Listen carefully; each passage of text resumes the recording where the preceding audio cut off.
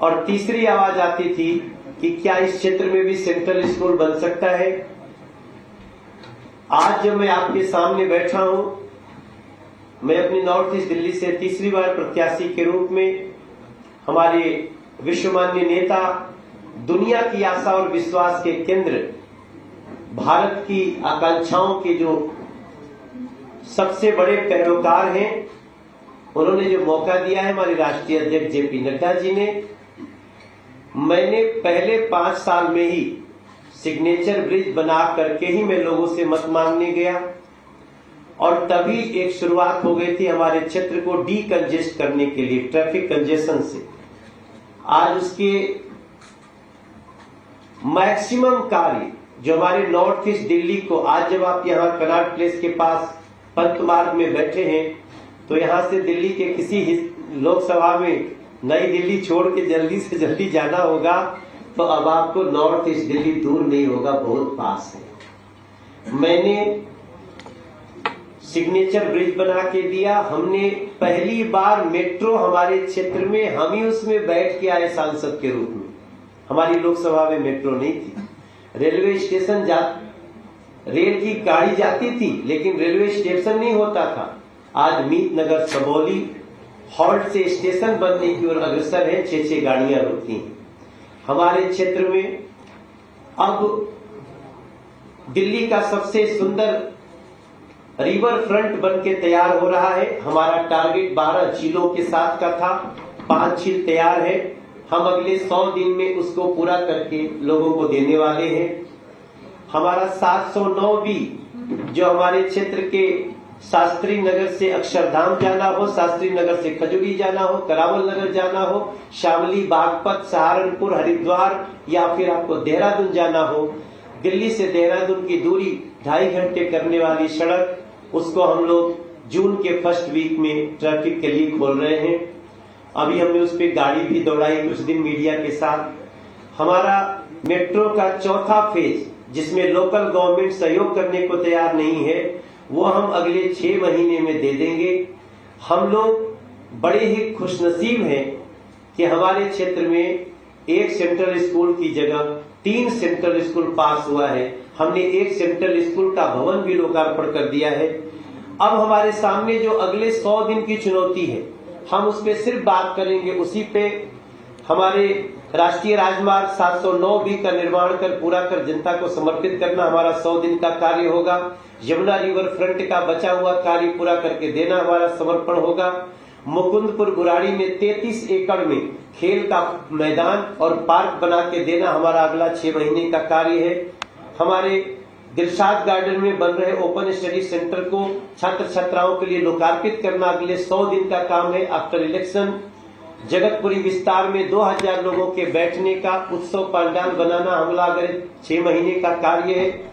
और हम अभी अपने क्षेत्र का पहला कन्वेंशन सेंटर 1000 लोगों का एक साथ बैठने का लोगों को दे चुका हूं। और हमारे गोपालपुर गांव में 10 एकड़ का पार्क बनकर तैयार करना, झड़ौदा माजरा में ऑडिटोरियम और सोनिया बिहार रोड का डबल पुस्ता कराना, दावड़ी रोड को चौड़ा कराना और गोकुलपुरी मेट्रो के नीचे से जा रही सड़क को दुरुस्त करके लोगों को नाले के दुर्गंध से बचाना हमारा अगला 6 महीने का कार्य है। माननीय रामवीर सिंह विधोई जी। दिल्ली प्रदेश भारतीय जनता पार्टी के यशस्वी अध्यक्ष आदरणीय श्री वीरेंद्र सचदेवा जी, मंच पर उपस्थित सभी लोकसभा के लिए भारतीय जनता पार्टी के सम्मानित उम्मीदवार, सभी मीडिया के सम्मानित साथियों, मैं बहुत आभारी हूं देश के यशस्वी प्रधानमंत्री आदरणीय श्री नरेंद्र मोदी जी का कि उन्होंने मेरे बदरपुर विधानसभा क्षेत्र में 6 लेन का हाईवे उपलब्ध कराया है, जिसका लगभग 70% कार्य पूरा हो गया है। और इस हाईवे के ऊपर 6000 करोड़ रुपया मोदी जी की सरकार खर्च कर रही है। मुझे ये बताते हुए भी खुशी हो रही है कि देश के यशस्वी प्रधानमंत्री आदरणीय श्री नरेंद्र मोदी जी ने बदरपुर विधानसभा क्षेत्र में दुनिया का सबसे बड़ा इको पार्क साउथ दिल्ली को दिया है। इस इको पार्क में चिड़ियाघर भी है, इस इको पार्क में जॉगिंग ट्रैक भी है, साइकिल ट्रैक भी है, योगा सेंटर भी है, बोटिंग लेक भी है, सफारी भी है, अनेक पार्क डेवलप किए जा रहे हैं और लगभग 2.5 लाख दरख्त लगाए गए हैं। मैं इसके लिए प्रधानमंत्री जी के प्रति बहुत बहुत आभार व्यक्त करना चाहता हूँ।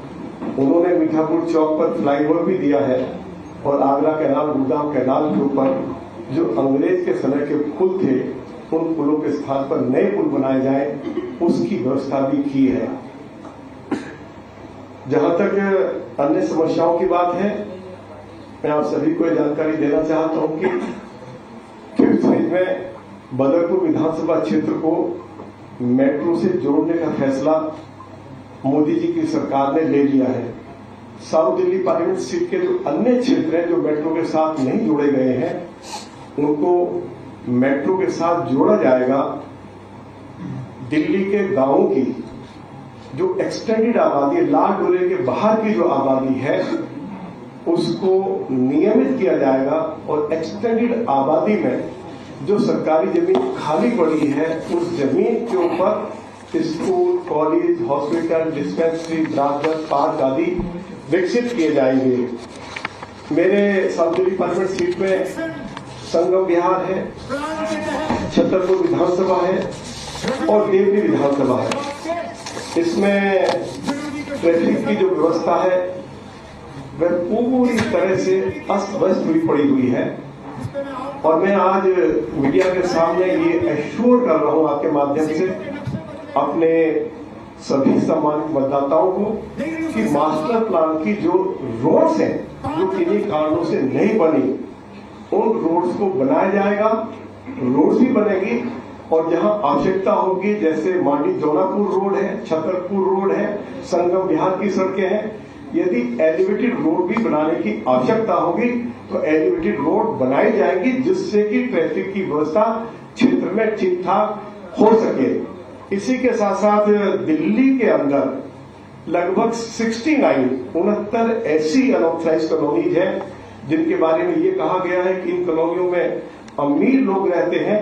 इन सभी 69 अनऑथराइज्ड कॉलोनीज को मालिकाना हक दिलवाया जाएगा, रेगुलराइज करवाया जाएगा और इसके साथ साथ जितनी भी हमारी अनऑथराइज्ड कॉलोनीज है जिनको देश के यशस्वी प्रधानमंत्री श्री नरेंद्र मोदी जी ने रेगुलराइज करके मालिकाना हक दिया है, इन कॉलोनियों में जहां जहां ग्राम सभा की और सरकारी जमीन खाली पड़ी है, उन जमीनों के ऊपर इन क्षेत्रों के नागरिकों के